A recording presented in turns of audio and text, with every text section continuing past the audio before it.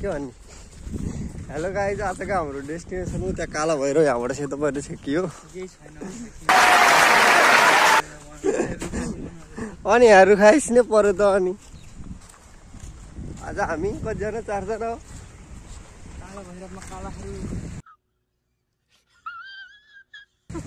काल भैरव हो कि काला भैरव होइन काल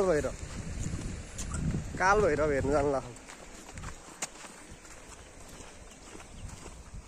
चितवनपुर देखिन्छ आई मिन माडी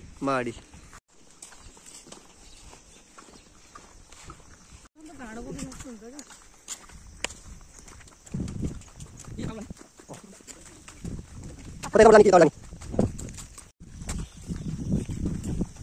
काल भैरव जाने बाटोमा यहाँ खरिकुनामा पुल पनि बनेको छ एउटा अनि खतरा पुल बन्यो नि यहाँ कति रे 2.9 हो कि 2.8 करोड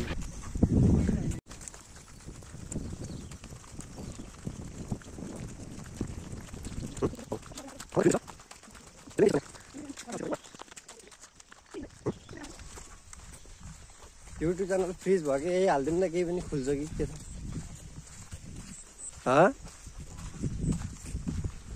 म बनाउँछु हामी जान लागेको डाँडो चाहिँ हो यो सेतो पहिरोको टुप्पोमा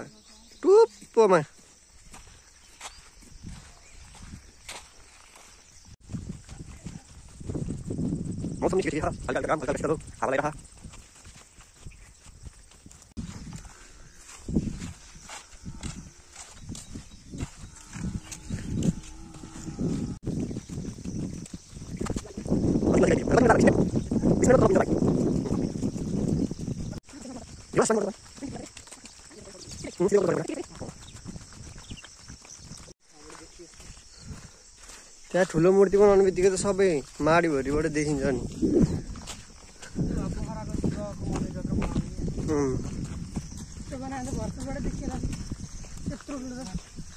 जङ्गल पारी त देखिने कुरो भन तर यता आउने बित्तिकै पुलबाट देखिन्छ यसको टुप्पोमा भन अन्त होला है वहीँबाट देखिन्छ भन्छन् के अरे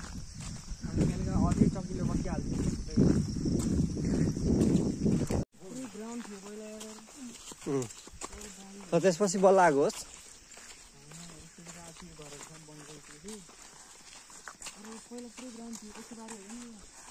यो अहिले नि जग्गा उसको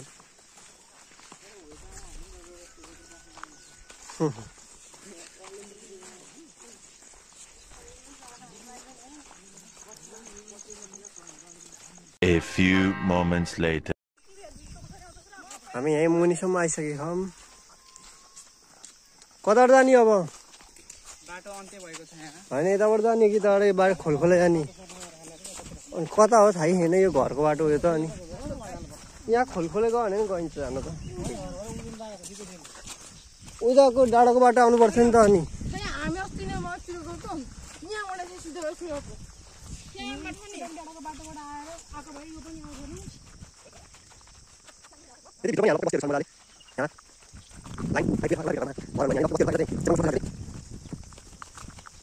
यता भित्र आएपछि चाहिँ यस्तो छ यहाँ चाहिँ पानी खानको लागि कल पनि छ इनार छ यहाँ चाहिँ पहिला अहिले चाहिँ घर घरै बोरिङहरू पनि छ पानीको धारा घर घरै गएको पनि छ पहिला चाहिँ यहाँ आउनु पर्थ्यो पँधेरोमा पानी लिनको लागि यो इनारमा सबै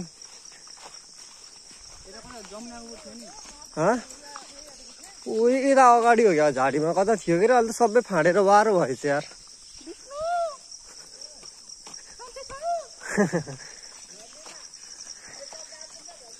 हामी तल आइसक्यो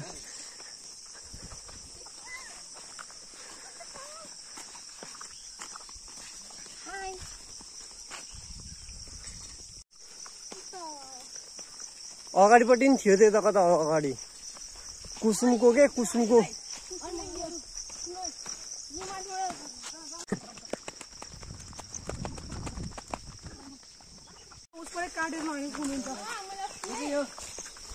हजुरी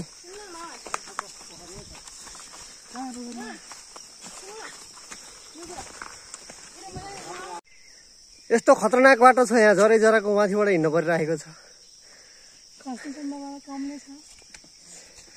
यतापट्टि नै खोल्छ ह उतापट्टि त झन् भिरै छ यस्तो ह गाइजहरू गाह्रो छ यहाँ आउनलाई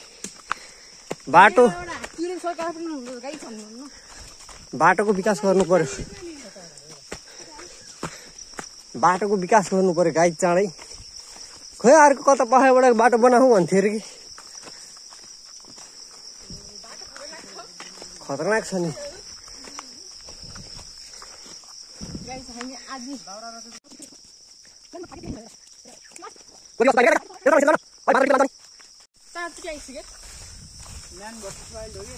मेन वर्ष सवाल जस्तै भयो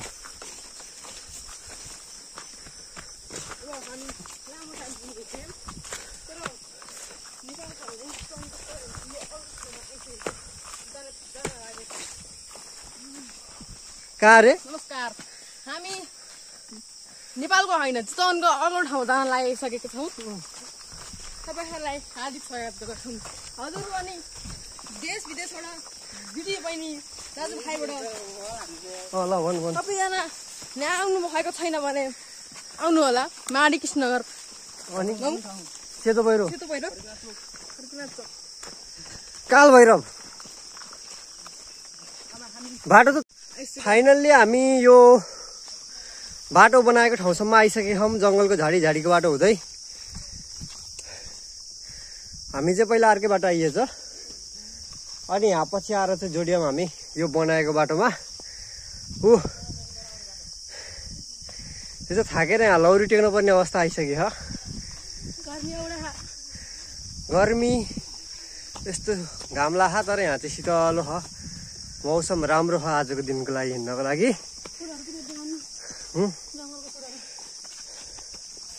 बाटो यस्तो छ यतापट्टि खोल्छ पुरै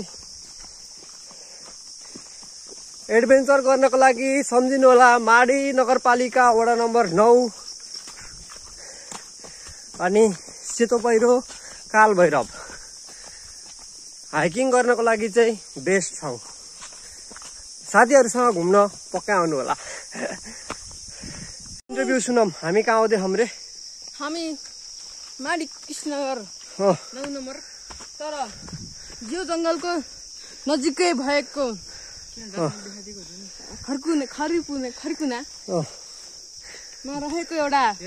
घना ठुलो जङ्गल सेतो पहिरोमा हामी जाँदैछौँ हे नजिकै आइसकेका छौँ हामी नजिकै आइसकेका छौँ A few moments later. बाटो चाहिँ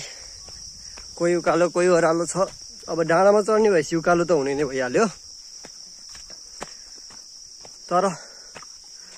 त्यहाँ पुगिसकेपछि चाहिँ थकाइ मेटिन्छ जस्तो छ शीतलो हावा पनि चलिरहेको छ घाम पनि लागिरहेको छ गर्मी महिना भएको भएर चाहिँ अलिकति घाम भएर थकाइ लागेको छ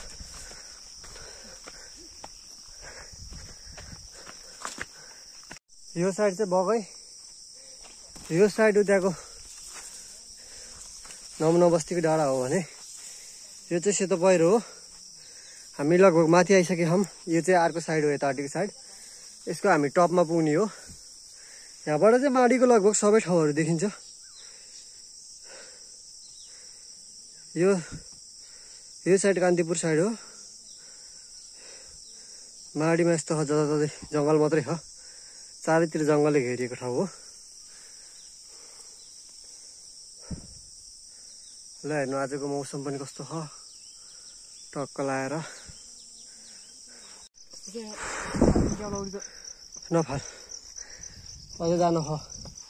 कस्तो बाटो यो बाटो जानु गाह्रो छ त त्यो बाटो जानु त गाह्रो छ त भत्केर रहेछ भाइ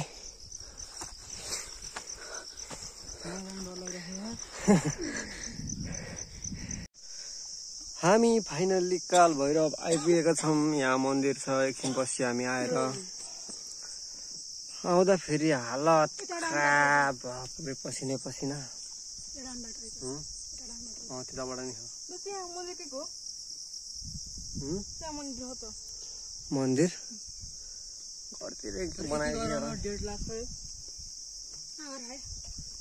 यहाँ बेलुकामा बत्ती नि बल्छ आफै मौसम त खतरा भयो थियो नि यतापट्टिको ब्याट्रीवाला पहिल्यै थियो यो त नि अहिले नयाँ थपेको यतापट्टि मात्रै त्यही हेरिराखेको त कस्तो हल्ले जस्तो भयो क्या अनि त्यो एउटा मात्रै पोल हाल्न 1.5 लाख लागेर खै कति हो त्यस्तै भने जस्तो लाग्थ्यो कि एउटा पोल अनि हो त्योभन्दा 1 महिना अगाडि हालेको हुन् भएन बत्ती बलेन देखिएन अनि फेरि ठुलो बत्ती हाल्ने अन्त हो यहाँबाट माडी पुरै यहाँबाट यो कृष्णनगर हो लगभग यता यो चाहिँ बगै हो यो बगैदेखिबाट माडी पुरै यो ठाउँबाट उतापट्टि वहाँ बरुवासम्म अन्त्य माडीको अन्त्य नभइन्जेलसम्म सब देखिन्छ यस्तो ठाउँ छ यहाँ हामी कालभैरव घुम्नको लागि आएका थियौँ हामीले चाहिँ यहाँ कालभैरव आइपुगेपछि चाहिँ एउटा वनमान्छे फेला परे हम अब उहाँको एउटा भनाइ सुनौँ ल वनमान्छे भन्नु ल कस्तो छ यो ठाउँ राम्रो छ यति मात्र हो वनमान्छेको भनाइ सुन्नु भइहाल्यो तपाईँहरूले यहाँदेखि धेरै बोल्न सक्नुहुन्न अरे वनमान्छे चाहिँ